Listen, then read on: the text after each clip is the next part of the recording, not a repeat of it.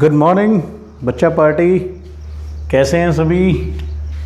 तो आज हम 11th क्लास की फिज़िक्स स्टार्ट कर रहे हैं। फर्स्ट लेक्चर है ये आप लोगों का 11th फिज़िक्स में, ठीक है। तो सबसे पहले हमें क्या करना है, हमें ये जानना है कि फिज़िक्स है क्या, ठीक है। तो अगर मैं पहले लेक्चर की बात करूं तो हम बात करेंगे कि फिज़िक्स क्या है, ठीक है। तो फिज़िक्स एक बहुत इंपॉर्टेंट कंसेप्ट है। आपको पता है कि 3 ब्रांच होती हैं साइंस की, बायो होती है, केमिस्ट्री होती है और ठीक है फिज़िक्स होती है। तो जो फिज़िक्स है वो क्या बताती है हमें, क्योंकि हमें पता है, देखो फिज़िक्स में हमारे पास क्या है, ग्रेविटेशन के लॉ हैं। फिज़िक्स में हमारे पास क्या है, मोशन है। फिज़िक्स में हमारे पास क्या है, वेलोसिटी है। फिज़िक्स में हमारे पास क्या है, थर्मोडायनामिक्स है। तो फिज़िक्स में काफ़ी सारी चीज़ें आपके साथ हैं। किसी भी चीज़ के गिरने से लेके उठने तक हर चीज़ फिज़िक्स है भाई। कोई भी चीज़ गिर रही है, उठ रही है, चल रही है, दौड़ रही है, तो सभी कंसेप्ट वहाँ पर किसके हैं, फिज़िक्स के। तो बड़ा सिंपल सी कहानी है कि फिज़िक्स है क्या। आपकी प्रकृति में जितनी भी चीज़ें आपको नज़र आ रही हैं वो सब क्या हैं, मतलब वो कहीं ना कहीं किसी फंडे पर बेस्ड कर रही हैं। एक सेब ऊपर से लेके नीचे गिर रहा है, क्या है, फिज़िक्स है, ठीक है। एक सेब ऊपर से नीचे गिर रहा है, फिज़िक्स है। पत्ते गिर रहे हैं, फिज़िक्स है। वहाँ कहीं ना कहीं फिज़िक्स का मैकेनिज्म है। काइनेटिक एनर्जी लेके पोटेंशियल एनर्जी तक लेके ये सब चीज़ें आप इस फिज़िक्स में पढ़ने वाले हो। 9th में पढ़ के आए हो आप, ठीक है।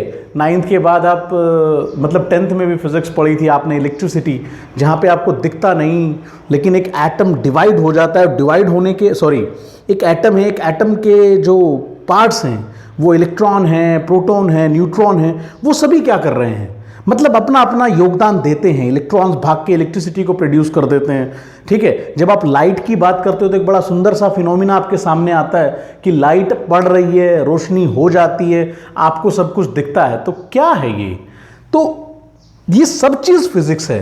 तो ये सब चीज़ फिजिक्स है बच्चा। तो फिजिक्स में आप क्या कह सकते हो, क्या डेफिनेशन दे सकते हो फिजिक्स की। तो physics is that branch of science, it is that branch of science which deals with the nature and natural phenomena। बस सिंपल सी डेफिनेशन कि फिजिक्स क्या है भैया 11th की। तो 11th की फिजिक्स क्यों, 12th की भी पढ़नी है। तो physics it is that branch of science which deals with the study of nature and the natural phenomenas. मतलब नेचर की जो फिनोमिना है, अगर आप देखोगे कि लाइट का ट्रेवल होना, ठीक है, travel of light, travel of sound, सब क्या हैं ये, फिनोमिनाज तो हैं, नेचुरल फिनोमिना है। लाइट ट्रेवल कर रही है, साउंड ट्रेवल कर रही है आपकी, ठीक है, मोशन है, क्लियर, पत्ते नीचे गिर रहे हैं, काइनेटिक एनर्जी का कंसेप्ट है। ये सब क्या है, ये सब क्या है भाई, नेचुरल फिनोमिना है। तो physics is that branch of science which deals with the nature and the natural phenomena. तो आप इसको अच्छे से जान लें कि फिजिक्स क्या है। फिजिक्स एक ऐसी ब्रांच है साइंस की जो नेचर से और नेचर की जो फिनोमिना है, कुदरत के जो अलग अलग रंग हैं वो दिखाती है अपने रंग, तो उन्हीं रंगों को लेकर हम लोग चलने वाले हैं, ठीक है। तो इसके सबसे पहले आपको इस तरीके से लर्न कर लेनी है ये। उसके बाद अगर आप देखोगे तो आपके पास आएगा एक बड़ा सुंदर सा प्रिंसिपल कि प्रिंसिपल ऑफ फिजिक्स क्या है। प्रिंसिपल ऑफ फिजिक्स, तो फिजिक्स के 2 प्रिंसिपल हैं, 2 सिद्धांत हैं। पहला सिद्धांत है यूनिफिकेशन, और दूसरा सिद्धांत है रिडक्टिनिज्म। 2 सिद्धांत हैं आपके पास, एक यूनिफिकेशन है और एक रिडक्टिनिज्म है। अगर मैं यूनिफिकेशन की बात करूं तो यूनिफिकेशन में क्या है, देखो यूनी का मतलब होता है यूनिक, यूनिफिकेशन का मतलब होता है कि आप एक बहुत बड़े फिनोमिना को सिंपल फिनोमिना से बता सकते हो। यूनिफिकेशन का क्या मतलब होता है? Diverse phenomena explain by simple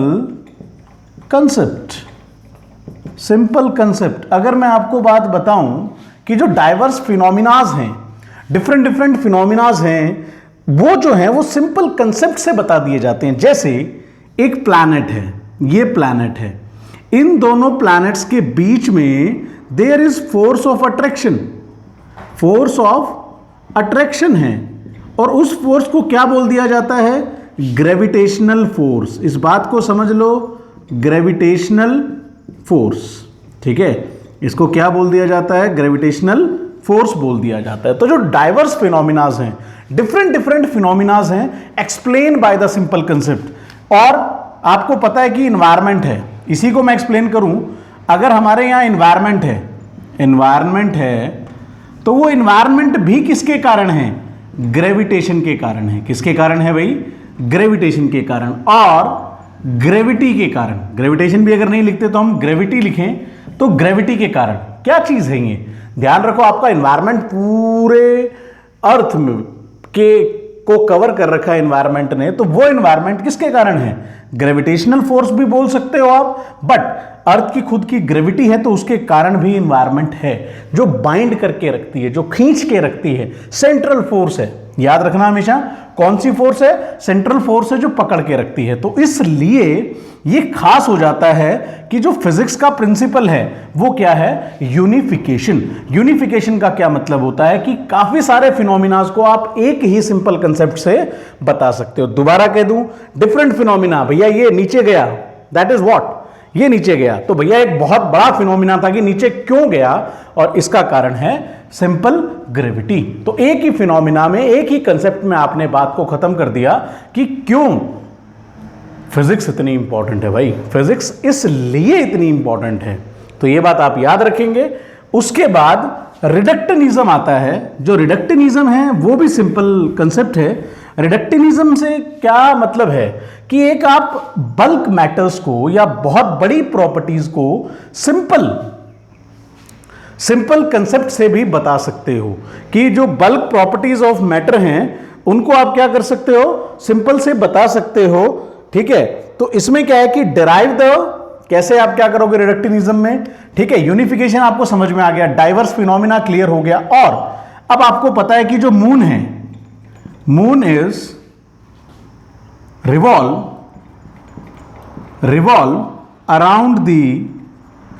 around the earth. ये भी क्या है भैया? क्यों रिवॉल्व कर रहा है? क्यों रिवॉल्व कर रहा है? क्योंकि अर्थ की ग्रेविटी ने उसको बाइंड कर रखा है, या ग्रेविटेशनल फोर्स उसके आगे बाइंड है, तो वो उस चीज में क्या कर रहा है? रोटेट कर रहा है। तो इस तरीके से आप यूनिफिकेशन में क्या कर सकते हो? डाइवर्स फिनोमिना को क्या कर सकते हो? एक्सप्लेन कर सकते हो अच्छे से, ठीक है। अब जो सेकंड कंसेप्ट है वो है रिडक्शनिज्म, कि रिडक्शनिज्म क्या होता है। रिडक्शनिज्म का क्या मतलब होता है कि आप किसी भी बड़ी प्रॉपर्टी को सिंपल, ठीक है, रिडक्शनिज्म का मतलब होता है द प्रॉपर्टी ऑफ द, लिख दूं पहले मैं, द प्रॉपर्टी ऑफ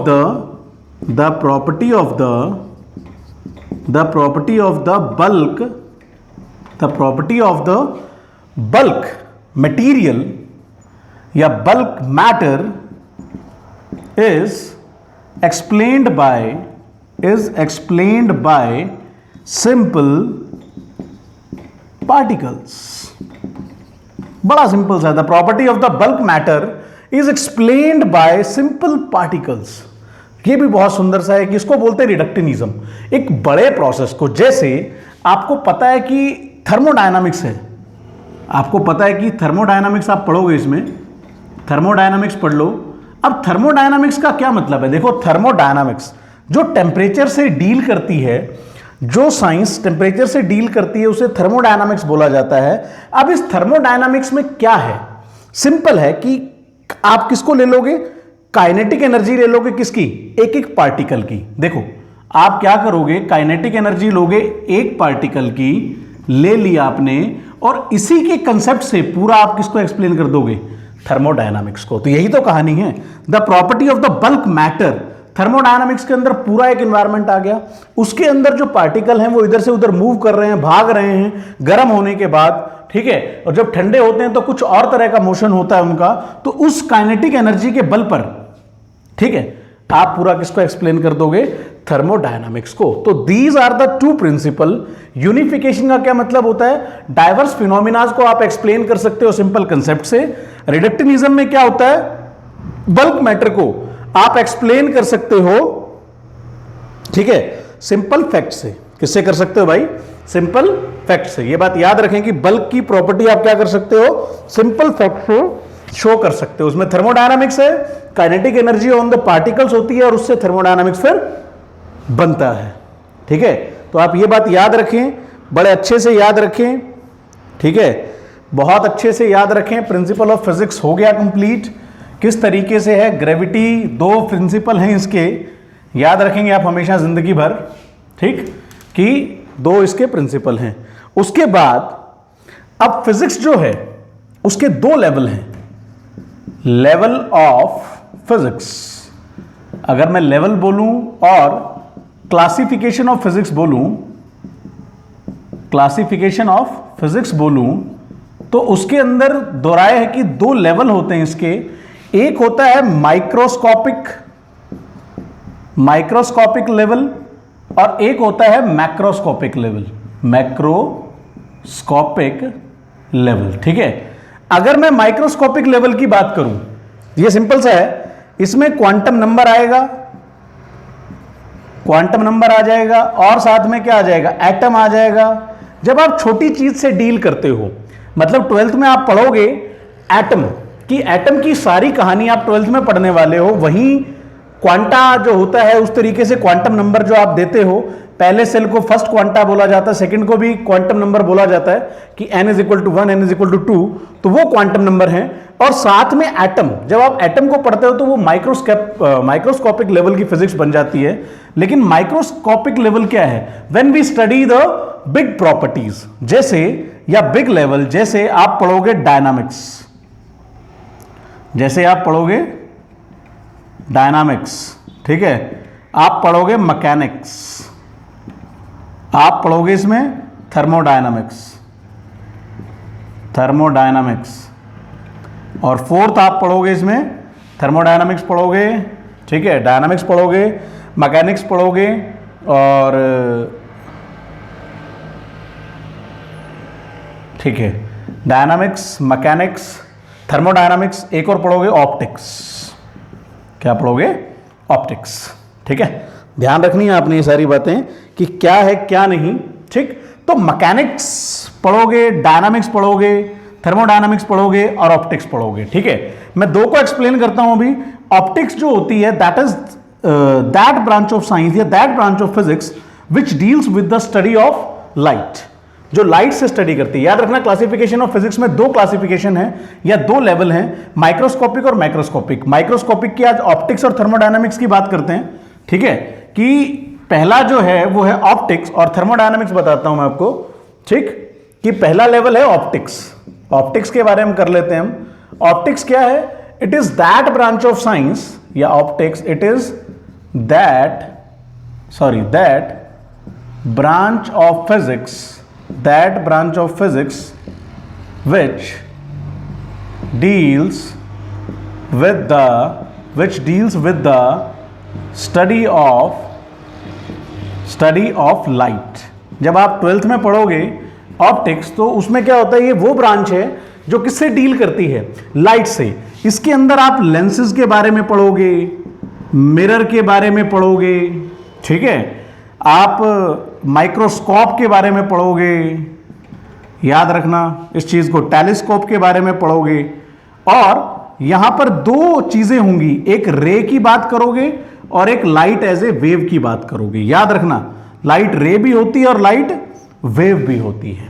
तो इन दोनों चीजों को आप पढ़ोगे वहां पर कि लाइट वेव की तरह भी मूव करती है और लाइट एक रे की तरह भी मूव करती है। दोनों काम है। अगर मैं ये देखूं कि ये रे लेकिन ओरिजिनली आपको पता चलेगा, सॉरी यहां बनाता हूं मैं, कि लाइट इस तरीके से फॉल कर रही है, आपको पता है। लेकिन हम पढ़ेंगे भैया कि लाइट वेव भी है, लाइट का पार्टिकल इस तरीके से मूव करके नीचे आता है। तो ये वाली बात आपके सामने 12th में रखी जाएगी कि किस तरीके से लाइट वेव की तरह ट्रेवल करती है। लाइट भी वेव की तरह है और उस वेव के लिए काफी सारे प्रिंसिपल प्रूव करेगी। हाइगन प्रिंसिपल पढ़ोगे आप, हाइगन प्रिंसिपल पढ़ोगे, हाइगन प्रिंसिपल के बाद डिफ्रेक्शन पढ़ोगे। तो सो मेनी कंसेप्ट है यहां पर जो आपको ये बताएंगे कि यस लाइट इज वेव। ठीक है, तो ये लाइट पहला जो ब्रांच है वो ऑप्टिक्स है, लिख लें इसको मैक्रोस्कोपिक लेवल में। दूसरा जो लेवल पढ़ोगे आप thermodynamics. Thermodynamics, this is that branch of science, this is that branch of physics which deals with the study of temperature, heat। अगर आप इनकी बात करते हो तो जो साइंस है वो क्या है? Thermodynamics. This is that branch of physics which deals with the temperature. जब आप पढ़ोगे भैया, ठीक है, न्यूटन्स लॉ ऑफ कूलिंग पढ़ोगे, आप अपना फ्रीजर पढ़ोगे, रेफ्रिजरेटर पढ़ोगे, वो सभी किस में आता है? थर्मोडायनामिक्स में। बहुत इंपॉर्टेंट है, गैसेस का प्रेशर कम ज्यादा कहाँ कम होता है, कहाँ ज्यादा होता है। जब वो हवाएं गर्म हो जाती हैं तो ऊपर की तरफ उठती हैं, वो सब आप किसके हिसाब से पढ़ने वाले हो? थर्मोडायनामिक्स से पढ़ने वाले हो कि अबेटिक जो होगा वो किस तरीके का इंस्ट्रूमेंट होगा, या बैटिक जो आपका मीडियम है वो कैसा होगा, उसके अंदर जब आप कुछ एनर्जी दोगे, विदाउट एनर्जी कंसिडरेशन कुछ भी चेंज नहीं होने वाला, तो वो आप सब चीज किसमें पढ़ने वाले हो? थर्मोडायनामिक्स में। तो थर्मोडायनामिक्स के इतना लिए काफी है, या आगे आएंगी सारी। This is that branch of physics which deals with the study of the temperature and the heat. ठीक है, और अगर मैं तीसरी डालूं, वहां क्या थी? मैकेनिक्स थी। क्या थी भाई? मैकेनिक्स। तो मैकेनिक्स होती है, it is that branch of science which deals with the study of motion, जो किससे डील करती है? स्टडी ऑफ मोशन से, but without taking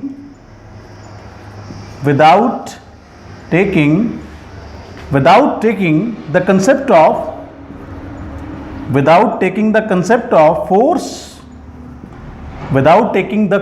of force, acceleration, sorry, force, without taking the concept of force, या without taking the consideration, without taking in consideration of the force, study of the motion without force। Simple सी बात लिख सकते हो, mechanics is that branch of science which deals with the study of motion which not include force. ठीक है, ये अगर लिख दो तो लिख दो, नहीं तो लिख सकते हो study of the motion in which the force like factor is not included।